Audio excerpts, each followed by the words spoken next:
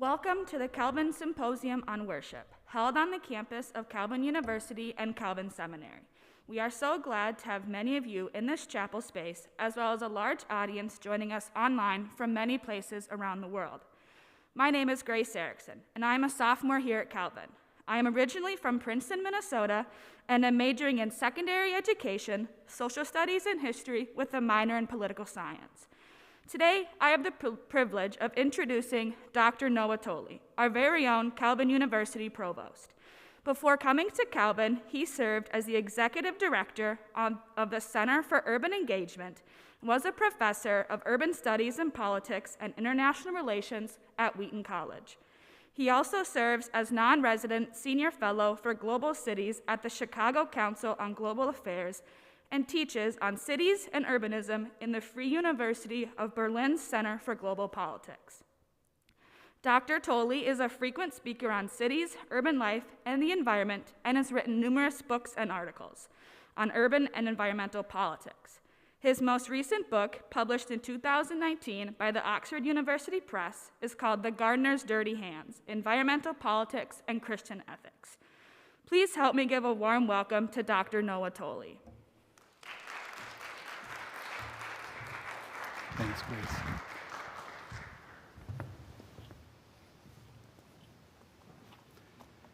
Good afternoon. Thank you, Grace, for that kind introduction. It is just wonderful to be part of my first Calvin Symposium on Worship. Let me say that I'm quite impressed by and deeply grateful for the amazing work that's been done to pull all of this together. I know it's been an incredible lift when it comes to the planning and logistics done by the Institute's team, and the lineup of speakers makes me want to clear my calendar for the week. Unfortunately, I was not able to do that, but I am glad that I'll be able to catch up on everything later on online. And Kenny and Satrina, thank you for your earlier conversation. That is a hard act to follow, and I'm going to have to let John know that next time I go first. So, if I recall correctly, when I first received the invitation to speak today, I was asked to speak on what the church needs to know or what the church should do vis-a-vis environmental justice. And so, for today's talk, I want to see this in a thread in a series of moments, revelations, recognitions, realizations that you'll see on the slides as I unfold them. But I want to only begin sketching an answer to this question of what the church should know or what the church should do. This is not something definitive, but hopefully something generative. Think of this more like planting some seeds and less like showing you a tree. But I also hope that in giving an answer to this question, an answer that may very well feel a bit unconventional, that we find ourselves able to think about all of this in the context of Calvin University's mission to equip students to think deeply, to act justly, and to live wholeheartedly as Christ's agents of renewal in the world. And this is not because I want the worship symposium to be university-centric. Indeed, I would not.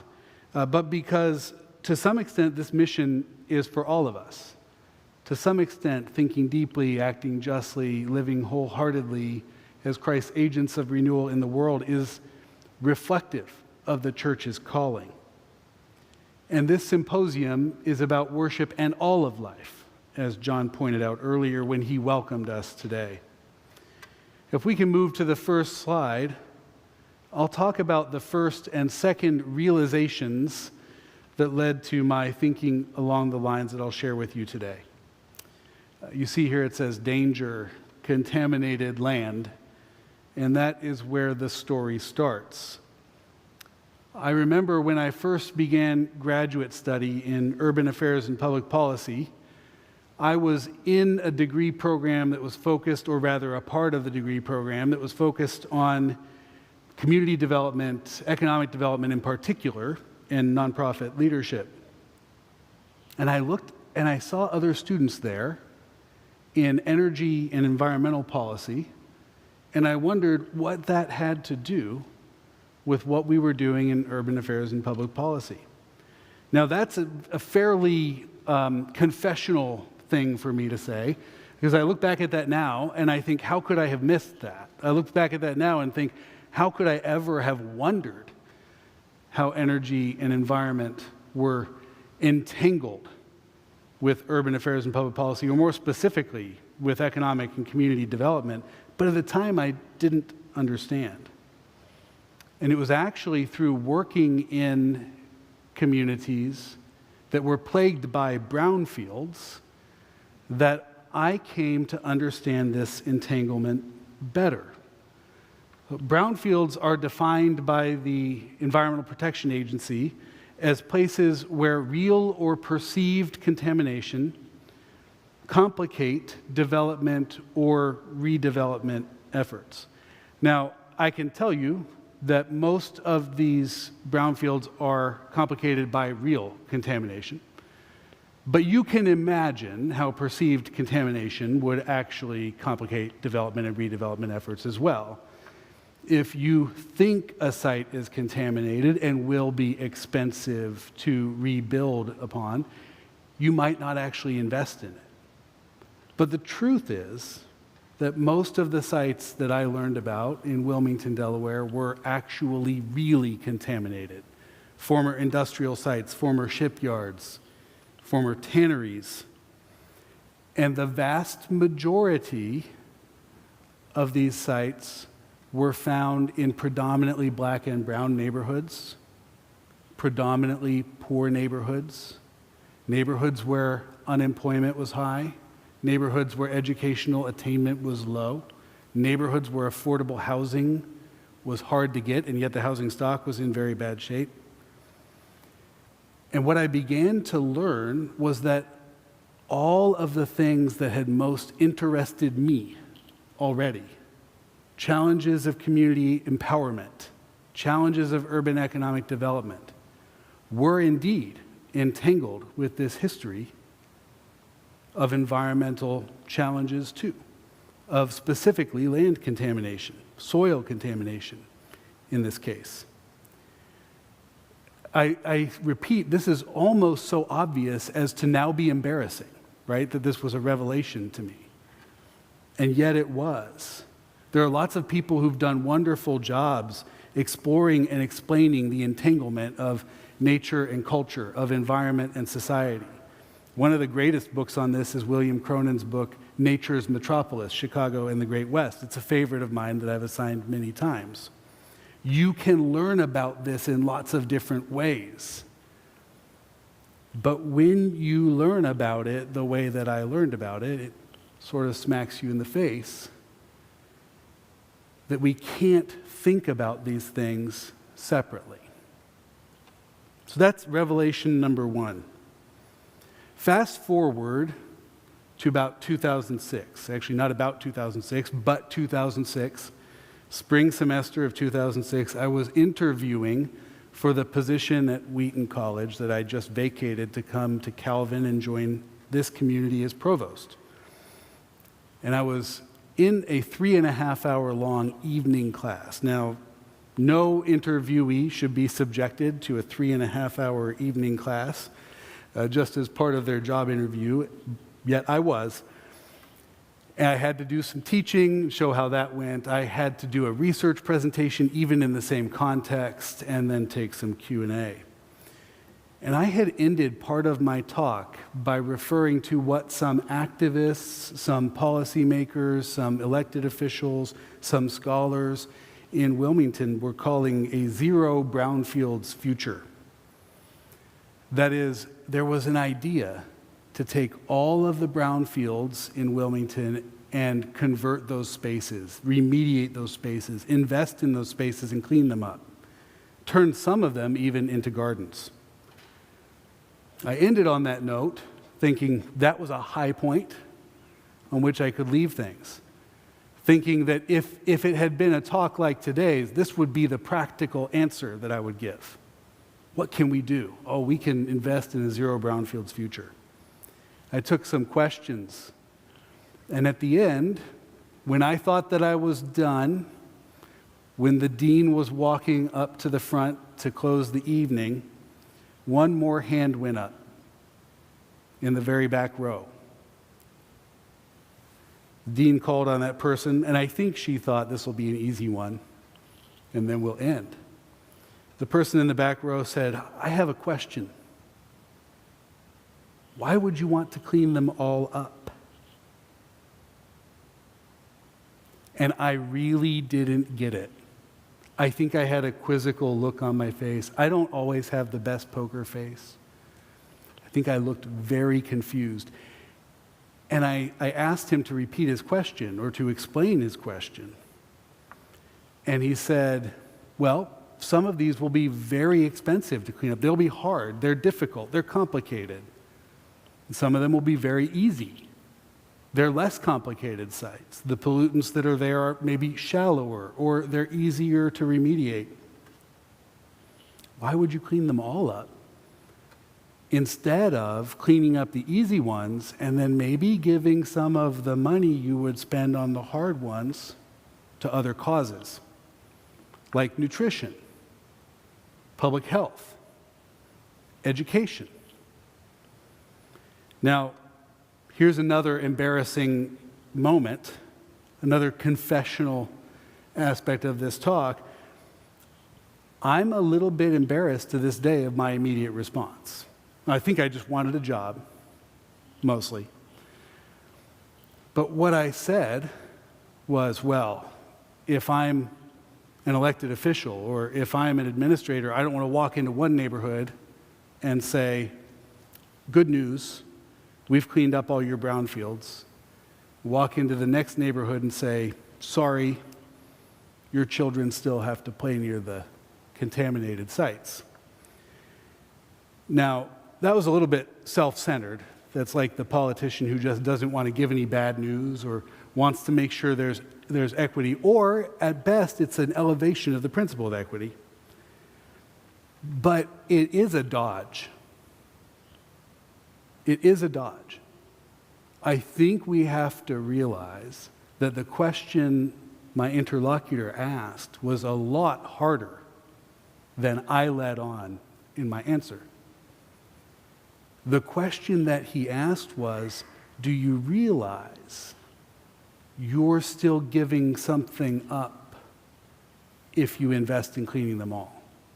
Do you realize that the money you spend on the hardest cases is money you could spend on other good things that you've told me in this talk that you care about, on nutrition, on other aspects of sustainability and environmental justice, on education, on public health, on employment, on affordable housing, all the things that you said drove you from the beginning, you could invest it there if you don't invest it here."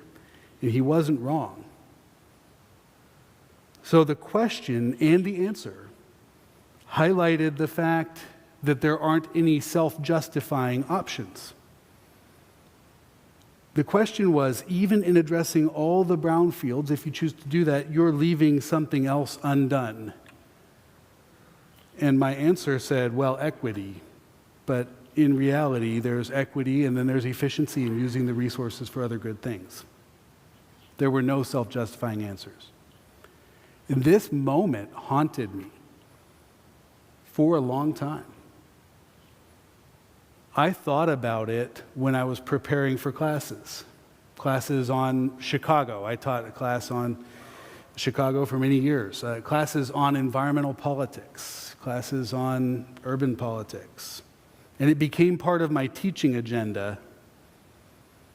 Actually had students answer the question for me, where does your electricity come from? And for the most part, they were guessing, but they still mostly guessed right in terms of the kind of source. They said, I bet here in Illinois it's mostly coal and nuclear. And they were right. I said, do you know where that coal-fired electricity is produced? They didn't. Most of us don't. But we pinpointed the closest coal-fired power plants at the time, which were the Fisk and Crawford power plants on the west side of Chicago. Both, again, in black and brown communities, both, again, in poorer communities on the west side. Now, these two power plants were responsible for, according to a Harvard University team that studied this, probably 180,000 premature deaths over the time that they operated. My students didn't know that, but I was trying to lead them in this direction. What do you do with this realization? I asked them, what do you think we get from the Fisk and Crawford power plants? That is, we in the western suburbs, or we at Wheaton College, or something like that. And the answers were many. We got cheap electricity, that's for sure, but what did we use it for? Well, we used it for refrigerating medicine. That's a good thing. We used it for the Jumbotron of the football game. We used it to light our mascot 24 hours a day, 7 days a week, 365 days a year. I don't know if we had to do that, but we did. We also used it for educating people with lights before the sun came up and after the sun went down. Historically and around the world, education in the dark is one of the most transformative things that happens in people's lives. And it's because so many people can't afford to take a break from work during the daytime. So educating people before the sun comes up, after the sun goes down, that's a good thing. So we got a mixed bag with our cheap electricity. And I said, well, what do you think the people in those neighborhoods got? First answer was cheap electricity. That's not wrong, but they didn't use as much of it as we did. Second guess was jobs. That's not actually true. For long stretches of the time that those two power plants operated, no one from the neighborhood was ever employed by those two plants. The real answer was debilitating pulmonary disease and early death. That was the real answer. Eventually, these two power plants were shut down, and it took an interesting collaboration to make that happen. It was a collaboration of organizations that had worked for environmental justice for many years on the ground in Pilsen and Little Village, the Pilsen Environmental Rights and Reform Organization and Little Village Environmental Justice Organization, along with folks who were aldermen, folks in the State House, law students who were giving of their time freely who were at Northwestern. It was a big collaboration, but those plants were shut down. And when they were, a lot of people lost their jobs. They were shut down actually at the height of the Great Recession. And a lot of those people were never employed again. So I was revisited with this question about trade-offs, about the fact that when we do one good thing, like with the brownfields investment, there are other things that come along with that, other costs that come along with that. There was no self-justifying response. That doesn't mean there weren't some legitimate and some illegitimate responses. I'll get to that later. But there was no self-justifying response. It's not an obvious thing what we ought to do with these situations. And most of us experience this. We feel it as if we can't do anything right. If we're honest with ourselves about situations like this, our experience of them is as if we can't do anything right. And we have sort of go-to responses to that. When we can't do anything right, when every option involves some trade-off, every option involves some bad thing that comes along with some good thing, our go-to options are anxiety, denial. We really like to deny these things. We really like to pretend the choices are obvious. I would love it if I could give that equity answer that I gave in 2006 and have it just be obvious. Pretend that the person in the back didn't have a point. He'd probably love to pretend otherwise too. He'd probably love to pretend that he had a point and I didn't.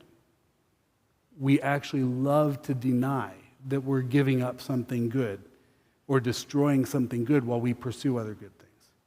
Paralysis, though, if we get beyond denial, we're often just paralyzed. You mean I don't have an obvious choice here? You mean I don't have a self-justifying choice? You mean that anything I do involves giving something up? We often respond to that by doing nothing, or telling ourselves we're doing nothing, which is really in some ways just supporting the status quo. Nihilism is beyond this. Nihilism is the idea that, maybe none of this has any meaning at all.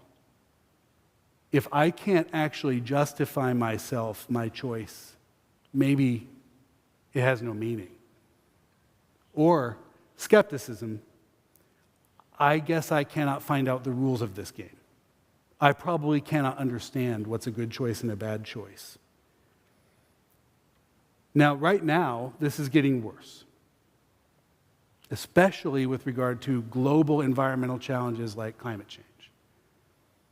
It has been noted over and over how people experience anxiety, how people experience despair over our situation with climate change, and that has been increasing as we've gone from a sense of some measure of control over the situation, where we could actually intervene and mitigate climate change more, even so much emphasis on mitigation that we sort of pushed aside adaptation. It felt wrong to us to concede much climate change and focus on adaptation. But now, where so much of climate change is sort of a foregone conclusion, at least for part of our future, people are beginning to despair. They're beginning to have anxiety, that they don't have a choice that allows them to fix everything or justify themselves in the midst of all this. And I do want to note here, because we may return to it later, when it comes to what kind of renewal we have in mind, that it's my sense we are problematically beginning to regard some of these responses as virtues. It's almost as if, in some contexts, the fruit of the Spirit is love, joy, anxiety, paralysis, and I can't even today. And we need to think about that real hard as a church. The way we experience this is that no matter what we do, we must sacrifice some good thing. And most of our experience of environmental politics, policy, governance, activism is marked by the sense that no matter what we do, there are trade-offs that we can't wish away and we should not ignore. These are what one author calls no technical solution problems. We can't TED Talk our way out of them. That's why I'm not done with this talk yet. And we can turn brownfields into gardens, but the gardener will have dirty hands. If we go to the next slide, I'll talk to you about the third revelation that I have in mind here. I was sitting in class one day. I had decided to pursue a master's in theology, one free course at a time, while I was working. This may or may not have been a great decision, but that's for a different discussion. And one of the classes that I took was on Dietrich Bonhoeffer. We were reading through his Ethics, and I remember coming across this passage where Bonhoeffer cites the Greek poet and tragedian Aeschylus. And he does this without telling you what he's doing. He doesn't say, as Aeschylus says, or as Aeschylus writes in the second book or second play of the Oresteia, the libation bearers, right collides with right. He just sort of drops in, right collides with right. Bonhoeffer did this a lot. He did it with Cervantes. He did it with other sources. He expected a lot of his readers, I think. But he said, right collides with right, and had these quotation marks, and says this is the definitive context for responsible action. So I had to look this up. What's going on here with right collides with right? What is Bonhoeffer talking about? He's drawing on the libation bearers, the second play in the trilogy, the Oresteia. And it's a moment that I'll describe for you so that you can understand the revelation or recognition I'm talking about here that I went through.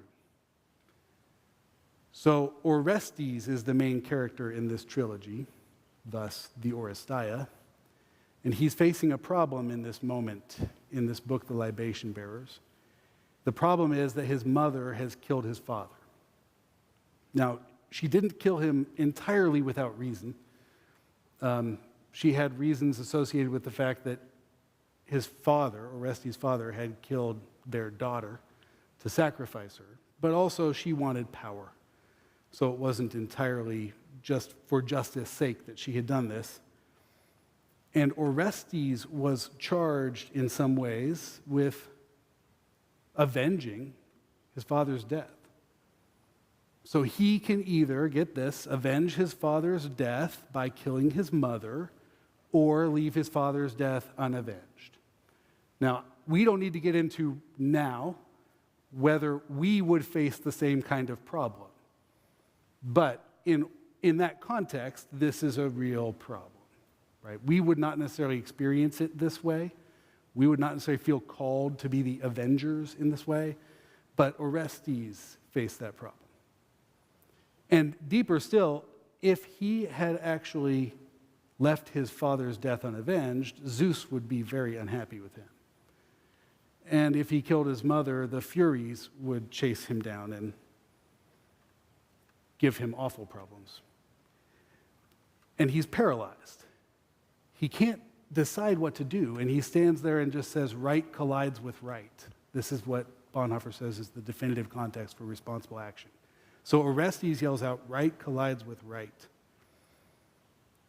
And the chorus, these are the titular libation bearers, the chorus says, but still some God, if he desires, may work these strains into a song of joy.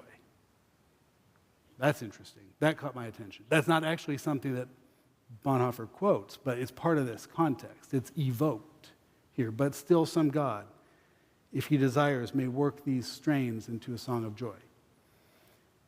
And Orestes acts, he kills his mother to avenge his father, and then he runs off to Athens, where he's put before a tribunal of 12 citizens.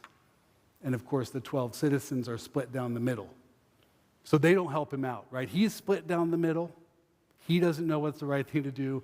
And you put him before 12 citizens, they're split down the middle about whether it was the right thing to do. They're acknowledging by their votes or opinions that right collides with right. And then Athena makes a deal with the Furies to get him off the hook. So that's an interesting twist too. Still some goddess in this case, because she desired, worked those strains into a song of joy. But that was the outcome. I've mentioned this a couple times, but Bonhoeffer describes this as the definitive context for responsible action. And you could write a whole dissertation on this. Lots of people have written books on this. But this is basically action that willingly bears costs so that others may benefit. Action that willingly bears costs so that others may benefit. So the definitive context for this responsible action is right colliding with right, not look at this obvious self-justifying action I've got ahead of me. No, the definitive context is I experience this momentary denial, paralysis, anxiety, nihilism, skepticism in the face of thinking that no matter what I do, I incur some cost. And yet I act in ways that bear that cost myself. And for Bonhoeffer, do it for the good of others. Even in this passage, Bonhoeffer began to seem an important muse for the problem that I had been thinking about. But also, he opens ethics by emphasizing that a distinctive feature of Christian ethics is that it's not about self-justification. It's not about how to be good. The task for Bonhoeffer is to show that God is the ultimate reality, even at the risk of revealing that I am, quote, not good, but bad through and through. So you can see how Bonhoeffer seems maybe to be the right person to turn to, or a right person to turn to, or a helpful guide to someone who was working through for years this question of, why would you clean them all up?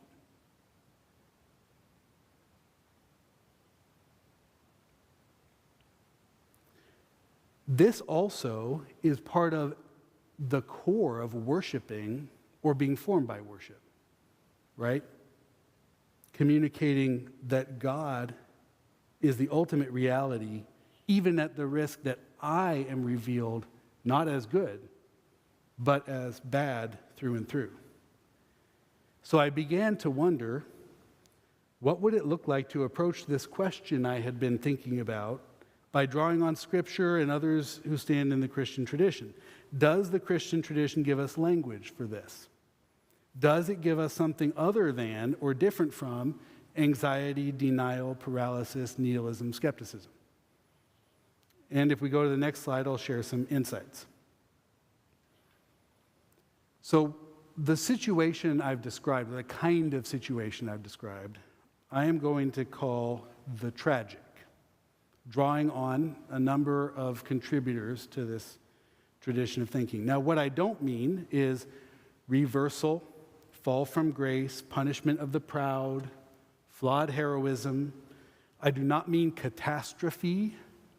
I don't mean unhappy endings. I don't even mean evil or one sort of evil. And I'll explain here in a second that I don't think that what I'm describing as the tragic is actually evil. So drawing chiefly but not exclusively on Paul Ricoeur and Edward Farley, I began to explore what this would mean. What would it look like to frame this as a problem of the tragic? Well, we might describe with Ricoeur, modifying this a little bit, the tragic as the need to give up, undermine, destroy, or forego one or more goods in order to possess or secure one or more other goods.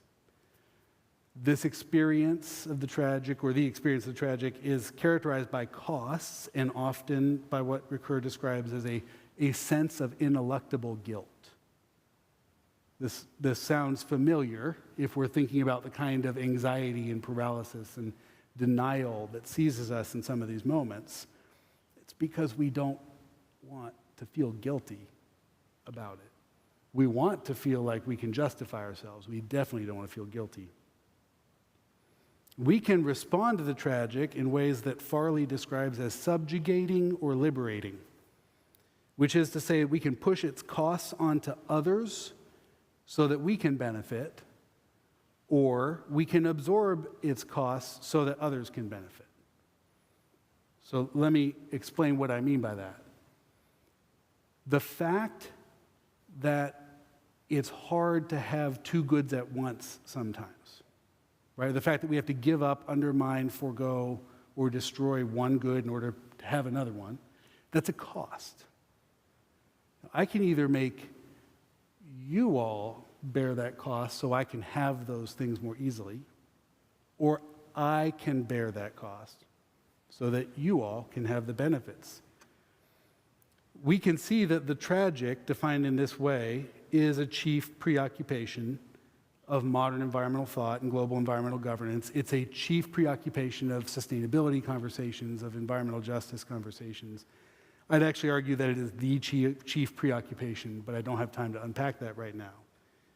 It's symbolized in scarcity, tragedy, and risk. There's a reality of the tragic that is outside us, that defiles us, that's scarcity. There's a problem that is with us and internal to us, that's a tragedy, like the tragedy of the commons. And there's also a problem that has a measurable likelihood of us needing to give up, forego, undermine, or destroy one or more goods in order to possess or secure one or more other goods. That's risk. And in environmental matters, we have had a tendency for a very long time to collect goods for ourselves that are hard to have at once, or to address the tragic by getting the benefits while pushing the costs off onto future generations, vulnerable ecosystems, and voiceless communities. I've named some of them already here today. So this seemed to me to be helpful in framing the problem. drawing on this way of thinking seemed to be helpful. And I also wondered, what would I do if I were thinking through this from a biblical perspective? I think that we can see this in creation. I don't think we have any reason to believe, actually, that God created a world good before the fall that didn't involve finitude and its corollary, the tragic. Right? People were discrete beings from the beginning. They could be in one place and not another place at the same time. That involved always giving up, undermining, or foregoing one or more good things to have one or more other good things. We don't have any reason to believe that God created the world any other way. It's not a product of the fall and the curse that today I cannot be here and in my office or at some other meeting and also in Illinois with my son who's finishing his senior year of high school, all of which would be good things. That's not a product of the fall and the curse. There's no world that God created and blessed that involved me being able to be everywhere at once. That's something that belongs to God, but not to me. And if we agree that finitude is part of this, that actually it's the origin of this or the base of this, and the tragic flows out of that, then we actually would say that all these good things that God gives us that seem to us to compete actually might be an example of superfluity or superabundance. I might actually begin to acknowledge that the very fact I could be doing 3, 4, 10, 12, I don't know, other good things at once is actually an amazing gift that God has given. When the psalmist says his cup overflows, I don't imagine him making sure he can get all that. I don't imagine, there may be times when I want all that wine, but I don't actually, if my cup overflows with wine, find a way to get it all. If my cup overflows with wine, some of that is lost. Some of that good stuff is lost. And it's just an example of having so much good stuff. It's not an example of, oh no, I couldn't have it all. Oh no, I can't do everything. But that is how we respond to it. It's not right, but it is how we respond. And I also think we don't have a reason to believe that this doesn't persist in the new creation. So let me say that more clearly because I used a double negative. I also think we have reasons to believe, theologically, that this persists in the new creation. In fact, the reason that there's the Eucharist here represented on the screen with bread and wine is because it was John Calvin's perspective on the Eucharist that led me in this direction. One of the reasons that Calvin actually rejects transubstantiation is because he says, look, the body of Christ is real. It's a real human body, raised really from the grave, and actually seated at the right hand of God the Father. And that can't be everywhere. That's somewhere. Now, we can get into questions about whether or not Calvin was necessarily exactly right on that. I actually quite like it and think it's a great affirmation of the created order and of our finitude, actually. And I think of the incarnation in that way. But I don't want to shortchange those people who've thought a lot about consubstantiation, transubstantiation, and how it doesn't necessarily offend that sensibility of Calvin's. But I am pointing out that sensibility. What Calvin wanted his readers or hearers to know was that there was something good and persistent about finitude and discrete being and embodiment and the inability to be everywhere at once. If we take that seriously, regardless of where we land on the Eucharist, if we take that seriously, there's good reason to think that this version of me that somehow can't be everywhere today, but only here, is not going to be suddenly changed into a version of me that can be everywhere and do everything and never forego a good thing in the new creation. We may, if we consider these things, be led to the conclusion that this condition is good. It's part of God's good created order. That finitude and our limits are good. That even the need to forego or give up one or more good things in order to possess or secure one or more other good things is good. Now, that doesn't mean all our ways of reacting to it are good. If I react to it in subjugating ways, that's bad. If I react to it in unjust ways, that's bad. If I react to that world by saying it's not good,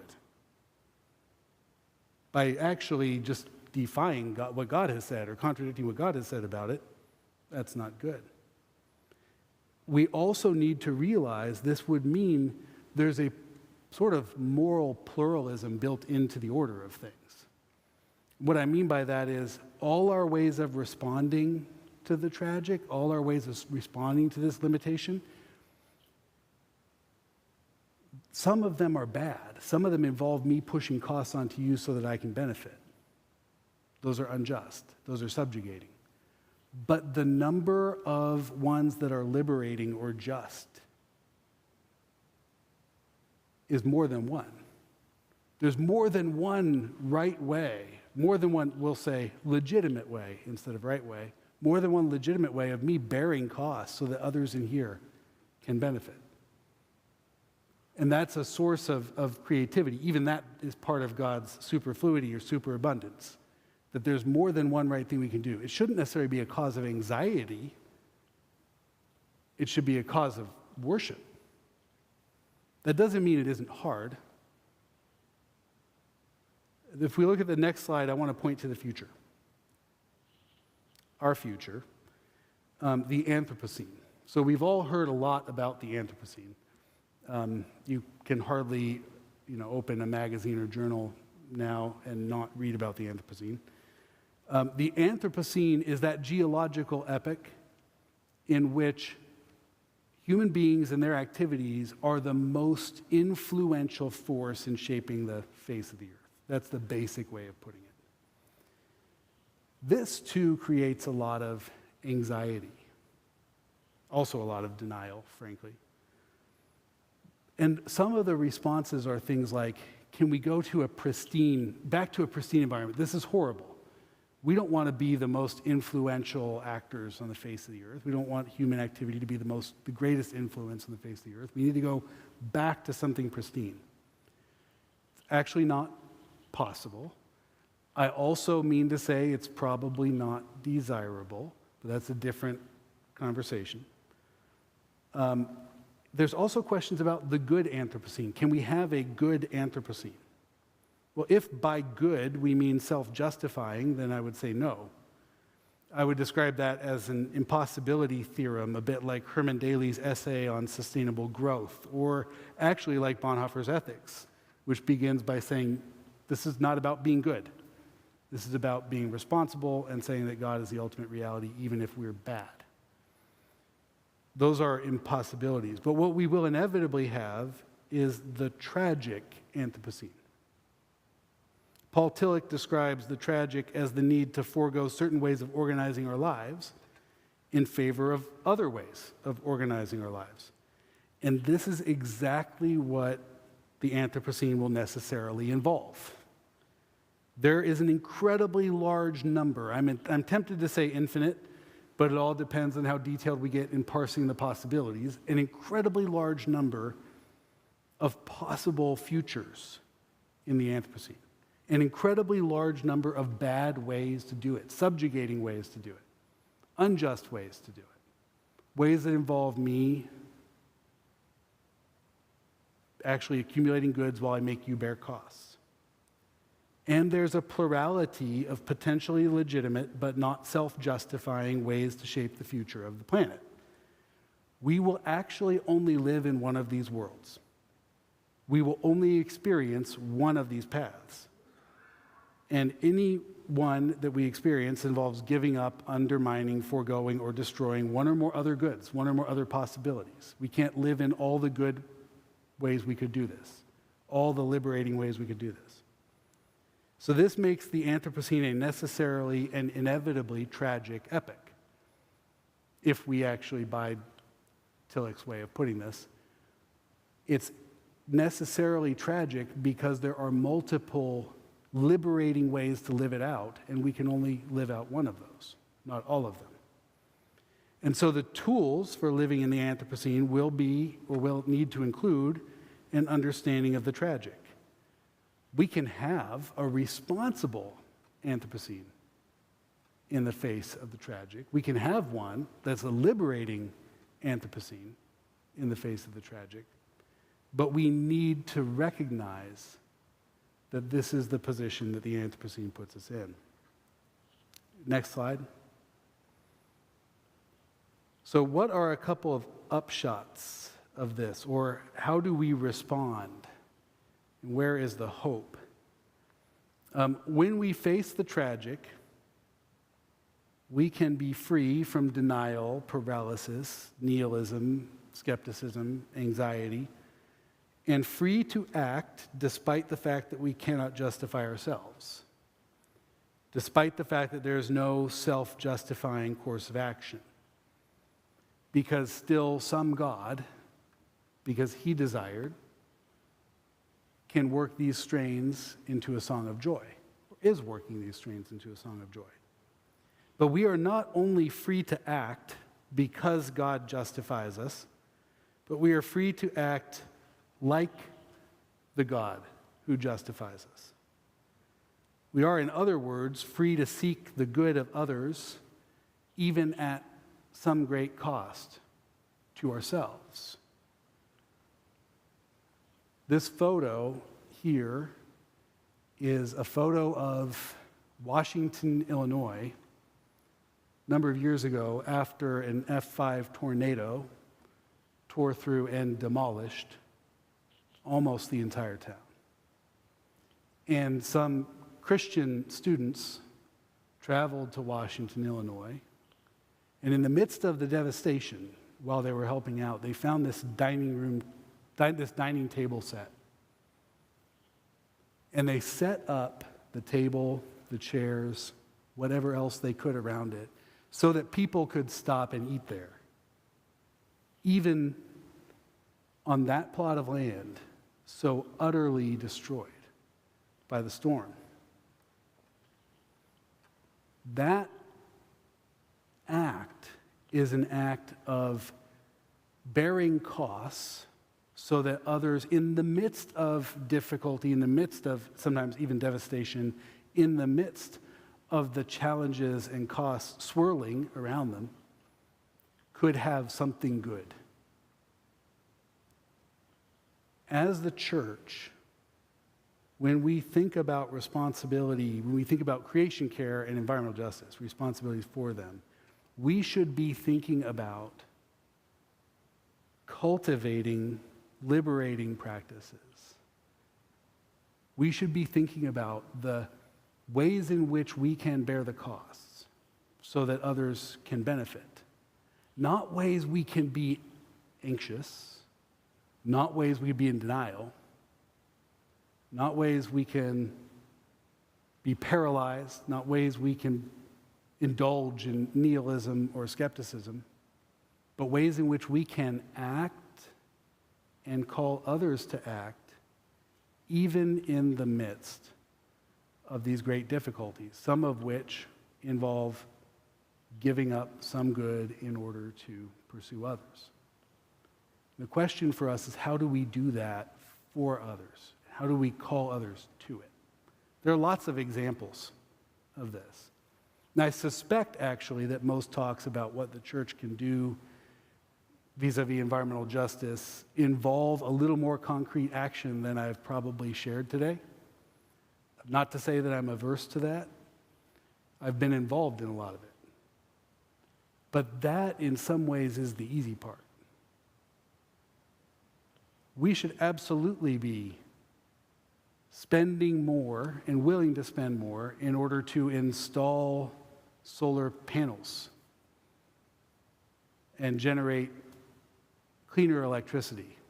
We should realize at the same time that the mining efforts that you have to do in order to make those solar panels are really dirty and happen on some people's land and not on other people's land. But we shouldn't let those things paralyze us. We also shouldn't let them feel like we're justifying ourselves. We absolutely should be calling attention to climate change. We absolutely should be helping our neighbors to clean up local watersheds, like Plaster Creek Stewards does here at Calvin University. That's wonderful work. And that's at some cost of time, attention, resources, to people who invest in that so that others may benefit. But when we do it, we should do it testifying that God is the ultimate reality. Not that we're self-justified in that moment. Not that I cleaned up a watershed, so obviously it's all good.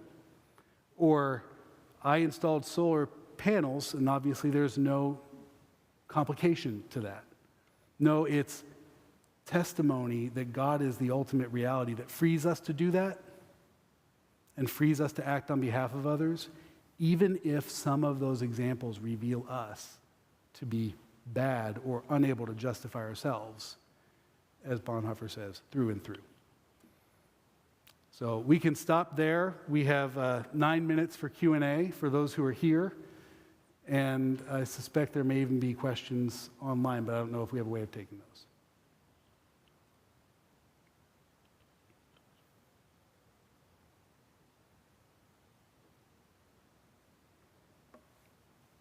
Well, I have the microphone, so I guess I'll ask a question. It's a benefit.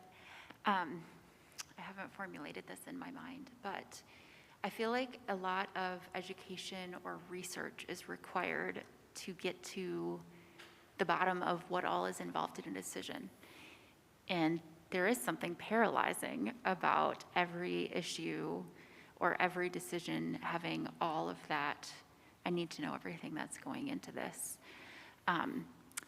How do you decide how deep to go? How do you decide which things to put your energy into?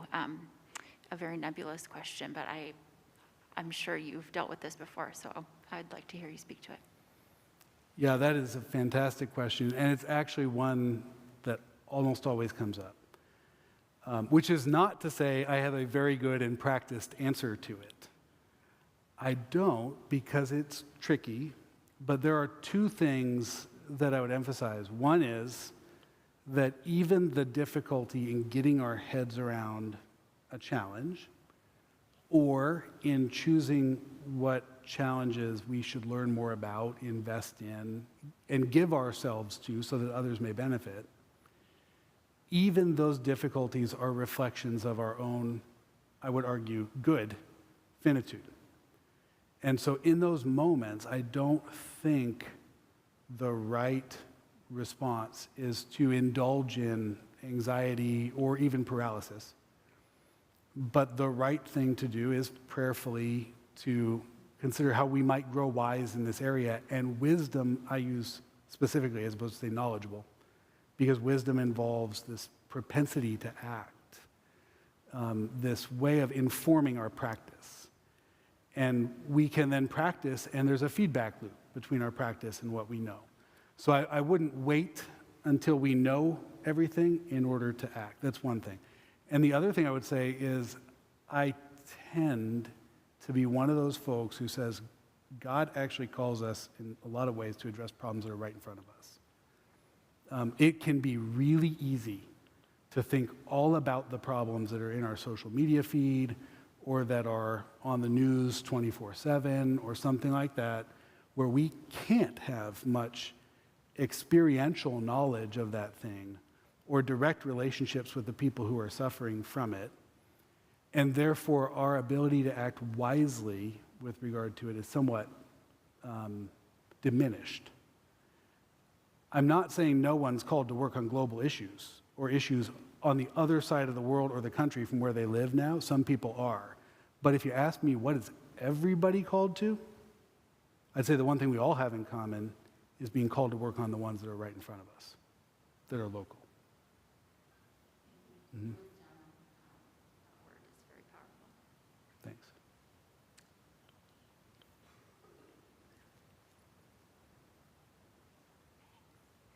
I have a question from the chat on YouTube. What author has most influenced you or encouraged you in your line of thought? And I'll just add, do you have any reading recommendations for us? In this particular line of thought, that's a great question. I would say that it was the revelation of reading Bonhoeffer's Ethics that really pointed me toward not just ruminating on the problem, but toward some ways of unlocking it. So I would say that I owe a lot here to Bonhoeffer. I'll also say that an underexplored dimension of this idea is how we specifically deal with the question of marginalization in all of this. That's actually there in the Farley idea on subjugation and very much present in his work, but I was encouraged to read a lot in liberation theologies in the early going of this particular project, and that was extraordinarily helpful. It didn't appear front and center in this talk, but I would point people there. Thanks. Well, thanks so much for your talk this afternoon. As you were talking, I was thinking about a moment in many worship services which sometimes happens just before an offering is taken for a particular cause. And that cause, that ministry is introduced. Mm-hmm. Based on what you were saying this afternoon, what advice would you have for how we introduce in public those causes that are dear to us and ministries that we want to invest in? And how can we avoid some of that self-congratulation, self-justifying, and how can we learn to name the potential challenges around any given approach? That can be a fraught moment. Sure it can. Yeah, that's a great question, John. I would say in that moment, if I were introducing some ministry that others might give to, I would not spend a lot of time talking about how fraught that ministry is.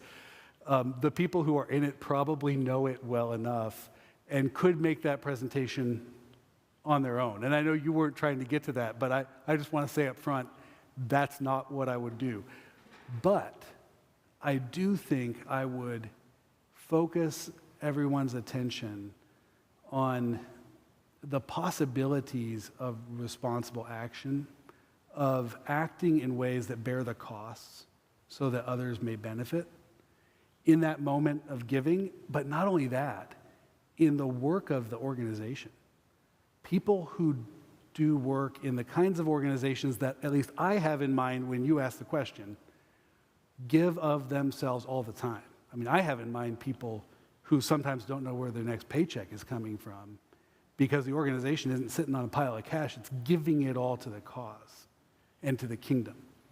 And so I think I would focus on how their great work is focused on others, doing the work of absorbing costs so that others can benefit.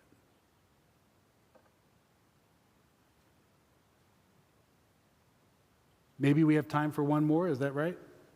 Or are we, okay, I think we have time for one more, if there is one.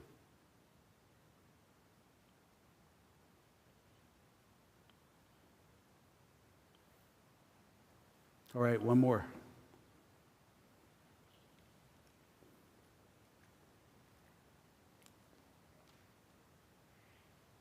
We have a politics of selfishness. Most politicians, they're not going to tell you hard stories about what you have to give up because they want to be back in office, and that's how they get reelected. So we're used to that rhetoric of how can I benefit? If I elect this person, this is what I'm going to get back. And that's so contrary to what you've been talking about, I think. So it's a broken system in that way. And how can we as Christians, I don't know, redeem that in some way?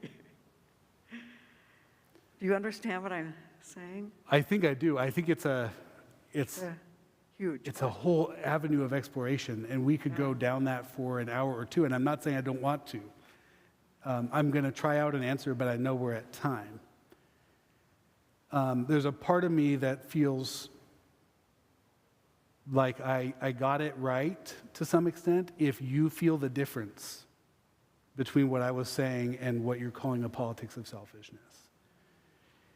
And if we're going to transform that politics of selfishness, I think our first questions at the poll or anywhere else, whether it's protest, poll, or some other mechanism of power,